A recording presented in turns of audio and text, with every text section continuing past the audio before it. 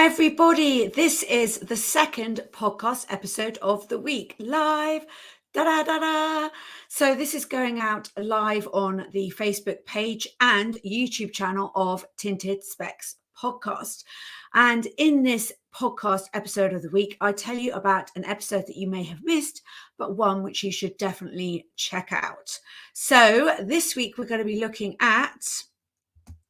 See if I can get it to work. Episode 24 with Bethan Bertrand, founder of Sixxteen.macarons. Before we get started, though, let me remind you that tomorrow we have episode 2 out of How to Start a Podcast. And this is where I tell you, give you some bite-sized tips on how to start your podcast journey. These are basic steps. These are steps for people who are just starting out. So maybe it's something you've wanted to do, but you just didn't feel you had enough confidence. So these are things that I have learned along my journey. I'll also signpost you to some other resources as well of people who are highly professional, who will be able to give you even more information. So back to this. This is our second podcast episode of the week. Let's go back to here. Ta-da! So exciting, all this technology. So in this podcast episode of the week, we are going to be looking at Bethan Bertrand's episode 24. It's on her company, Sixxteen.macarons. Now, the clue is in the title. Yes, she is a baker of delicious tasting pillows of gorgeousness. I think she'd approve of the way I just described it. But what I really wanted to talk to her about was kind of how she started on the journey.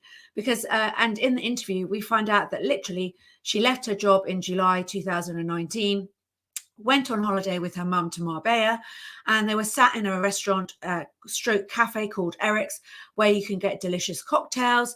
It's beautiful, has beautiful decor, but also you can get the most amazing macarons. And she literally just turned to her mum and said, right, when I get back, I'm going to bake macarons, and I'm going to do it from my home in Ascot, Bracknell area. And this is what she says people said about her. They said, everybody thought I was joking. And I was like, right, that's it. I set up my business there and then, and she certainly did.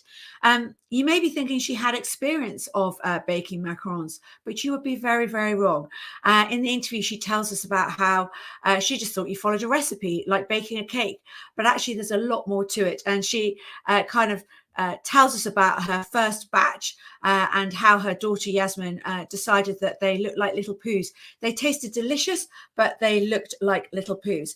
But it wasn't long before she did her first good batch, and they were made in delicious dark chocolate filled with raspberry coulis in purple shells with a silver powder. So they sound amazing, don't they? And that's what she did. And obviously she's had ups and downs along the way. And she talks about how difficult it was, but how great it was doing it because everyone was at home, and how her kids learned from the mistakes she made, and how she kind of used her resilience to kind of work her way through it. Now, interestingly, I felt that there was a bit of a connection, a bit of a reason why she ended up baking macarons. And it was because when I've known her for most of our lives, and she studied art at the Royal College of Art. I hope I've got that right. Maybe it's the Royal Academy of Art. Anyway, she studied art there, and she made these amazing paintings, and they're very kind of inspired by Japanese kind of cartoons, and they're kind of like circular shapes, but with very bright, zingy colors. They almost look like macarons. So I think her destiny was always to bake macarons. We also talked about how when you're starting a business, it takes a lot of guts and determination, and how through her but through her resilience, dedication, her attitude to life, and her these things that she learned from doing sports earlier in her life really helped her. And she even says that, she's quite happy to take on a challenge. She just has this strong belief that it's going to be okay in the end. It may be hard along the way, but in the end, it's always going to be okay. And I think that's a fantastic kind of thing to know. And it just shows that if you really want to do something, you can. She talks about kind of how she wanted her brand to be. And, when she was learning how to bake the macarons at that same time, she was also out there getting the branding sorted, the packaging sorted.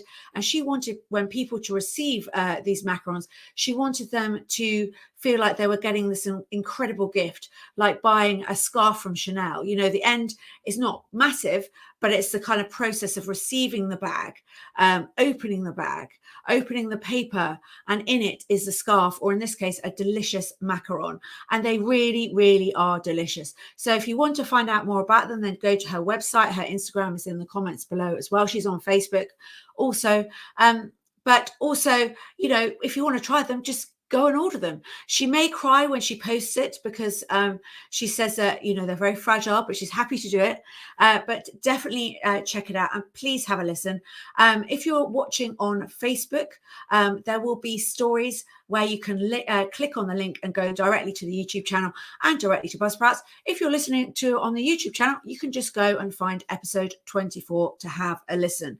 That's it from me, guys. Lovely to see you. See you again next week. Bye-bye.